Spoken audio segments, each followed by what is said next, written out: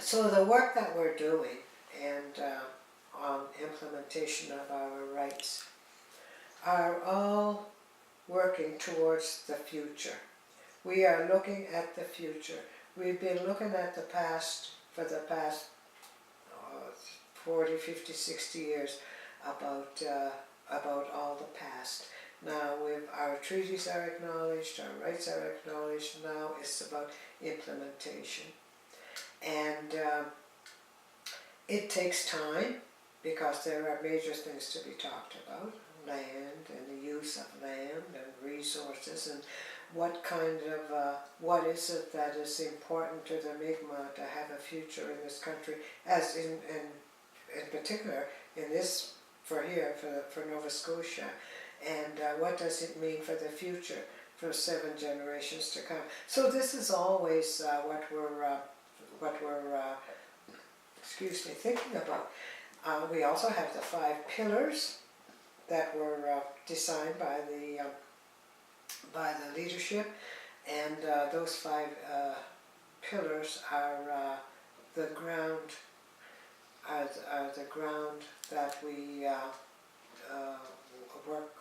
work with. That's what we use to do anything that we're doing, and if we're dealing with land, or if it's culture, or if it's whatever it is, it's always those 5 pillars that is always kept in mind when you look at governance.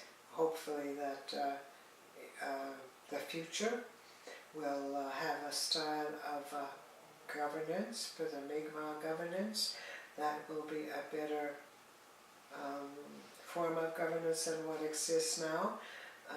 What we have is controlled by the Indian Act, and when we talk about self-government, we are trying to unravel and to see exactly what self-government is for the Mi'kmaq. So the future holds a nation. We have our nation concept that we're dealing with, the Mi'kmaq nation. We were a nation once. We're the Mi'kmaq.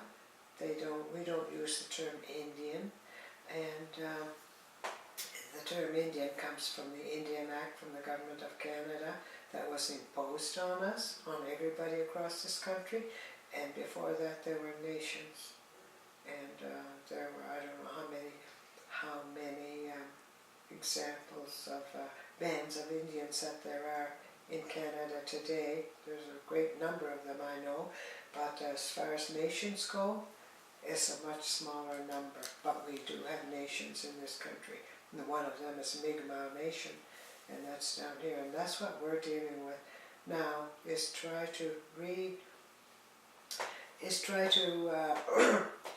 reaffirm our Mi'kmaq nationhood, and to see that where that takes us, and to have a better style of government that will be fair and equitable, and to have a government that will see us flourish in economics and in development for the future generations, and that will be able to be more self-sufficient, and be not so dependent as we are today in our communities.